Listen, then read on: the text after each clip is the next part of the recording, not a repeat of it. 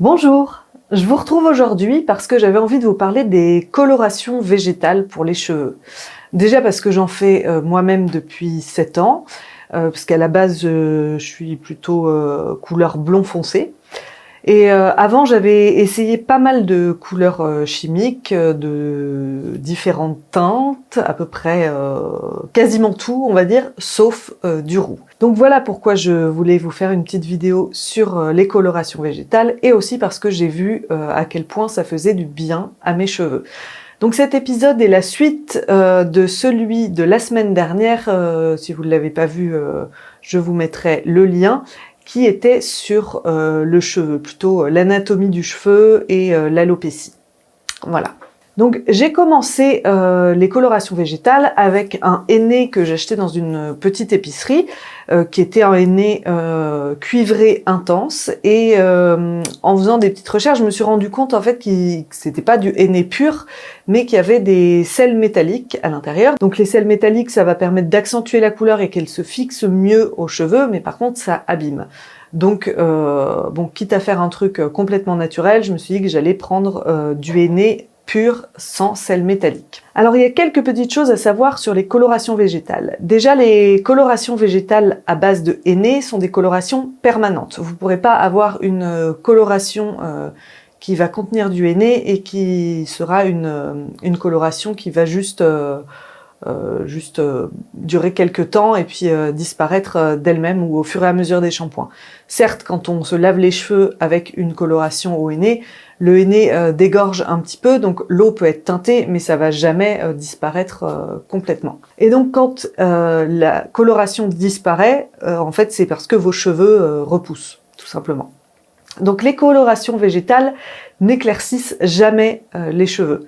Elles vont couvrir les cheveux blancs. Par contre, si vous avez des cheveux blancs et que vous faites une coloration végétale, par exemple avec de l'indigo, ça va permettre de colorer vos cheveux.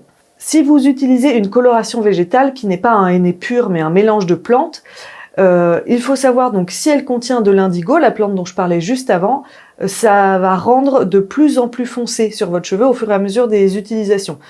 J'en parle en connaissance de cause puisque j'avais acheté pendant une période une coloration qui était un mélange de plantes et je n'avais pas regardé particulièrement quelle plante il y avait dedans, juste la teinte que je voulais. Et en fait, il se trouve qu'il y avait de l'indigo et j'ai bien vu que le cheveu fonçait au fur et à mesure des applications. Je voulais aussi vous parler un petit peu de l'histoire des colorations végétales, parce que les premières traces des colorations pour cheveux remontent à l'Égypte antique, donc il y a à peu près 5000 ans. On retrouve des traces d'utilisation du henné chez les pharaons notamment. Pour varier les teintes cuivrées, ils mélangeaient les poudres de plantes avec du sang de bœuf ou encore des têtards écrasés pour voilà, nuancer un petit peu les couleurs. Lawsonia inermis, donc c'est le nom de la plante dont on fait le henné, poussait beaucoup sur le bord du Nil, donc c'était très facile pour eux de se la procurer. Et quand les Égyptiens souhaitaient masquer un petit peu plus les cheveux blancs, ils utilisaient de l'indigo, qui lui est un extrait de la plante Indigofera tinctoria.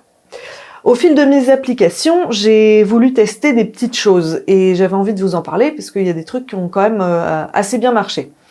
Déjà, si vous n'avez jamais fait de coloration végétale et que vous voulez vous lancer, il faut vous dire que les shampoings ou les après-shampoings qui contiennent des silicones vont former une gaine sur votre cheveu qui va empêcher la coloration de se fixer, ou alors elle va se fixer moins bien. Le mieux que j'ai trouvé pour enlever tout ça avant de faire la première coloration végétale, ça va être les masques à l'argile.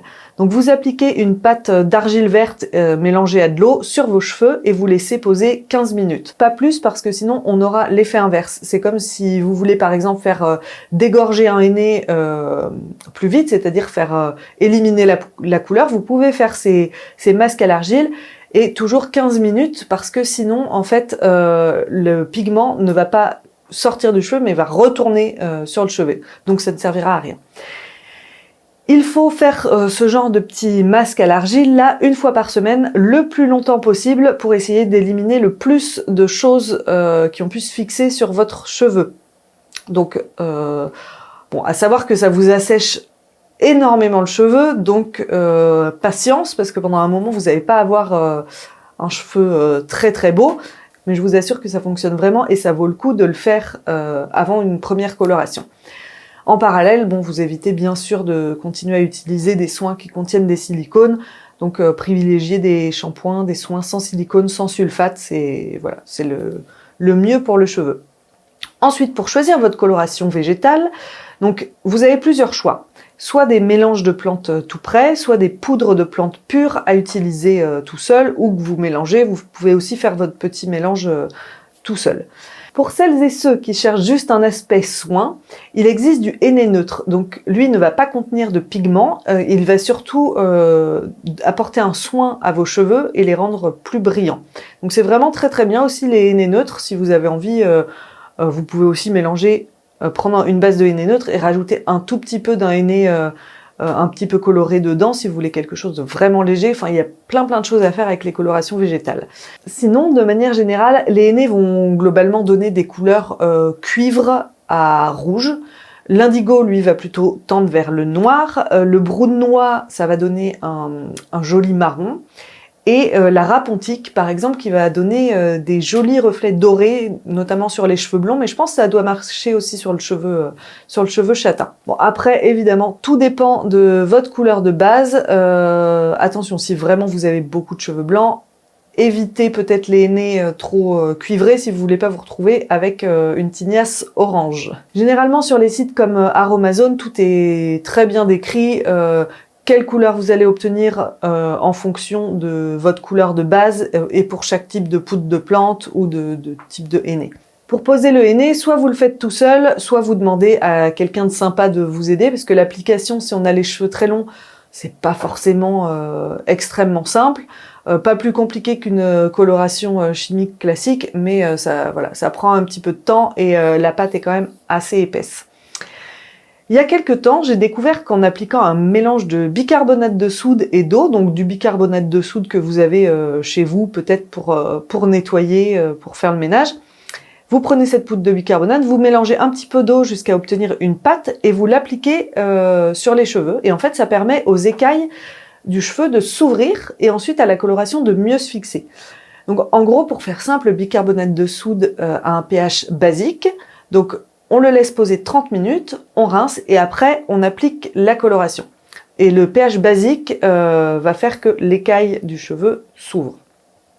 Selon l'intensité, vous pouvez laisser votre henné poser ensuite 30 minutes ou plus. Ça peut être même jusqu'à toute une nuit. Moi, je ne l'ai jamais laissé poser toute une nuit parce que, bon, mine de rien, ça peut tacher un petit peu.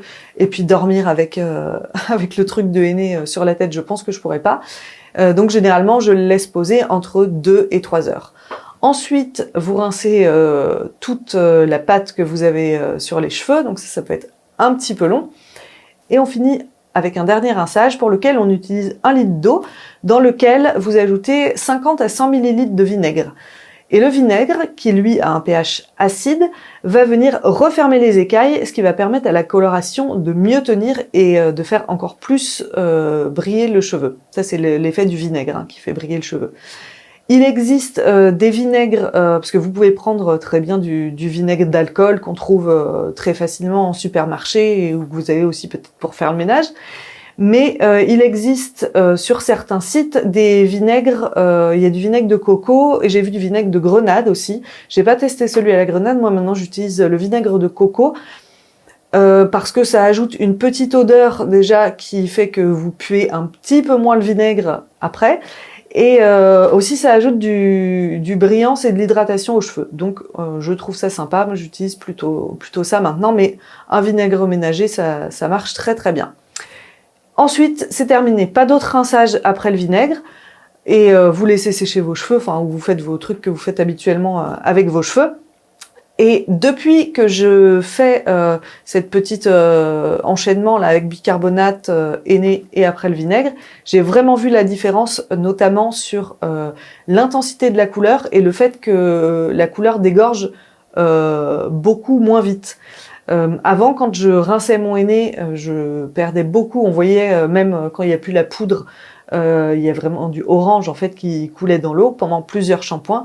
Et depuis que je fais ça avec le rinçage au vinaigre, eh bien, j'ai quasiment rien après qui part de la couleur. Donc il faut ensuite attendre au moins 48 heures pour relaver vos cheveux parce que ça va permettre à la couleur de bien se fixer et de bien se développer. Et ah oui, un élément très très important que je n'ai pas mentionné avant, c'est pour appliquer le henné, mettez des gants. Voilà, ça paraît débile, mais je me suis retrouvée plus d'une fois et j'avais pas prévu de gants et à devoir me faire le henné à main nue. Bon, bah, je l'ai fait parce que ça se fait, mais après j'ai eu les mains oranges quand même pendant plusieurs jours. Voilà pour cette vidéo sur les colorations végétales. N'hésitez pas en commentaire si vous avez des questions. Et bon, je sais que l'explication est un petit peu longue, l'application aussi, hein, je vous le cache pas, mais ça vaut vraiment le coup si vous avez envie de colorer vos cheveux de manière naturelle. J'espère que cette vidéo vous aura plu et je vous dis à la semaine prochaine. En attendant, prenez soin de vous.